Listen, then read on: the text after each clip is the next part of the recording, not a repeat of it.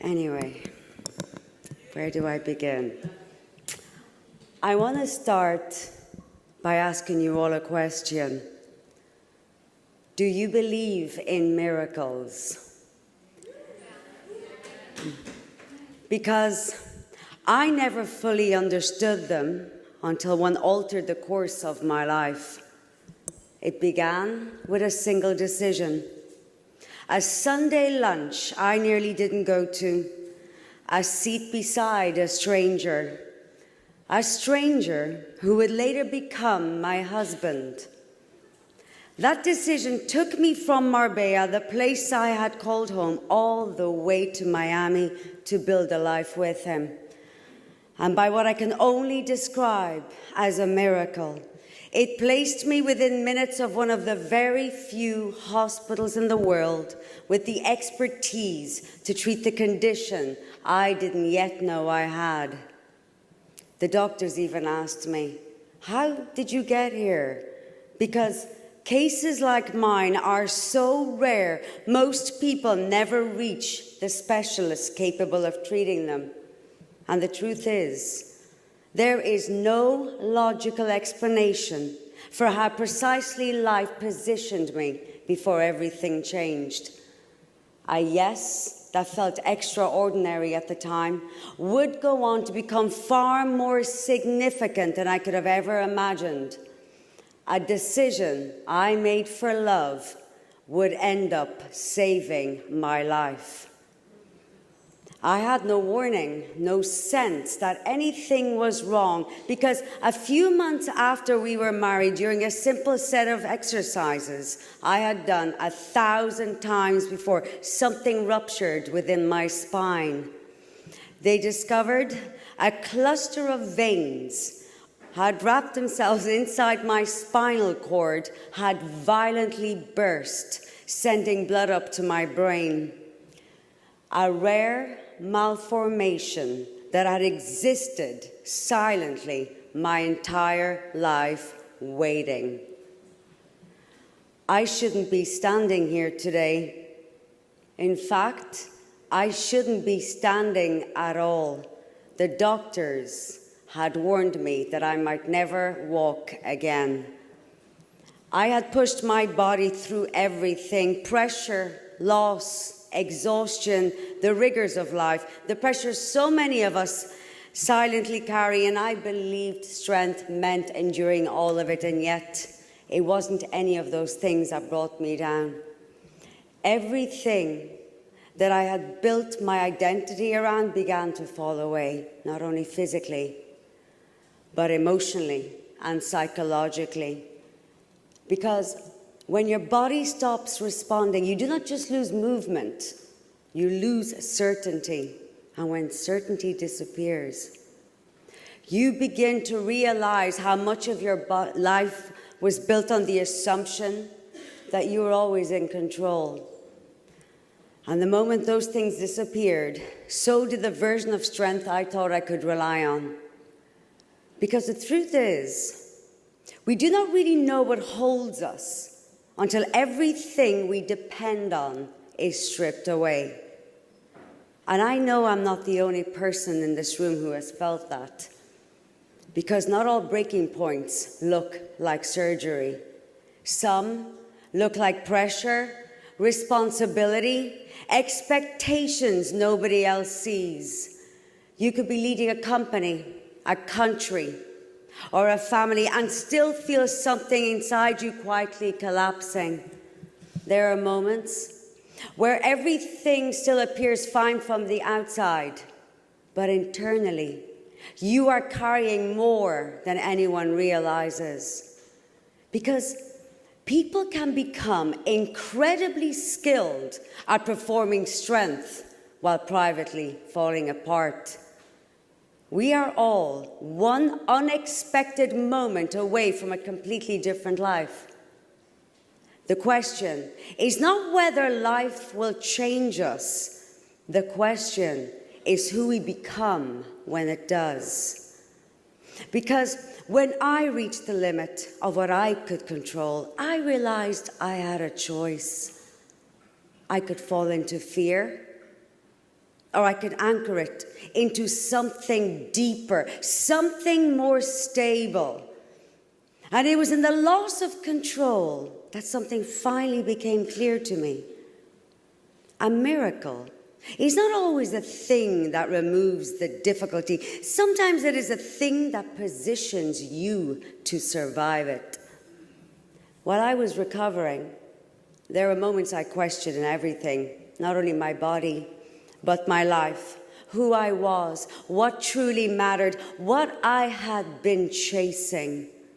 Because when everything stops, you see very clearly what was real and what was not. And I think many of us only discover what we truly value when life begins taking things away. Experiences like that force you to confront something most of us spend our lives trying to maintain: control. We build entire identities around it, our plans, our ambitions, our sense of safety. We convince ourselves that if we work hard enough, manage carefully enough, push far enough, we can protect ourselves from uncertainty. But the illusion only holds while life remains predictable. And when control disappears, so does the version of strength attached to it. Control can build an impressive life, but it cannot create inner peace. And eventually, life reveals the difference. And then a different question emerges. What actually holds you now? For me, that answer was God. Not because he removed the uncertainty, but because for the first time in my life, I understood what it was meant to be held by something greater than myself. Faith did not give me certainty, but it gave me the steadiness inside this uncertainty. When everything felt fragile, his presence helped me stay steady when nothing else could. I remember the moment I was being wheeled into surgery, the ceiling lights passing above me, the cold of the operating room, the strange feeling of not knowing what my life would look like when I woke up. And I whispered something very simple. God, I cannot carry this on my own. Please don't abandon me. And although that moment did not remove panic, fear, but it removed panic, and that changed everything. Because fear may still exist, but once panic leaves, clarity can begin. So let me ask you something. What actually holds you now? I want you to really think about that. Not the answer you would say out loud, the real one. The thing you reach for when life stops going the way you planned, when outcomes are uncertain, when nobody is watching, when there is no control left. Because whatever holds you in those moments is what is leading your life. We live in a world that rewards speed, celebrates burnout, and mistakes exhaustion for importance. But burnout is not leadership, and constant control is not strength. My experience transformed the way I understood both. And what I came to understand is this: healing is not restoration, it is adaptation. It is learning how to live honestly inside the reality that exists now, instead of exhausting yourself trying to return to the person you once were. I stopped rebuilding toward an imagined version of life, and I started learning how to live inside what was real. And strangely, that brought peace.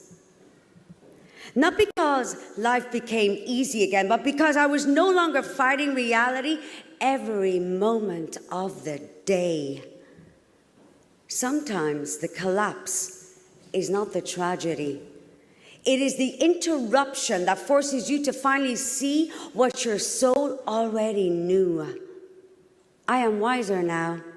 Not because I found all the answers, but because I learned how to live without needing them. And what I experienced personally, I now see collectively. Not every wound is visible. Some people are bleeding behind successful lives. Many high-functioning people are not actually at peace. They are very simply very well trained at performing control. We call it success. We call it leadership. But if something collapses the moment conditions become unstable, then perhaps it was never strength to begin with. And this is where true leadership is revealed. Not in the moments of certainty, but in the moments where there is no clear answer, where strategy cannot guarantee outcome, where control disappears, where fear enters the room. Because that is the moment whether we discover whether we are truly anchored or simply managing appearances. And by what I have seen, both in my own life and in the lives of others, is this: when everything unnecessary falls away, what remains is not fear. It is love. It is truth. It is something far more powerful than control. And I believe that is because love is not just an emotion. It is the true nature of God Himself. And when everything you rely on disappears, you discover what is real. And what became real to me was that God was not just something distant I reached toward in crisis. He was the very thing holding me together inside it. And despite everything we see in the world today, I believe something is changing, not just around us, but within us.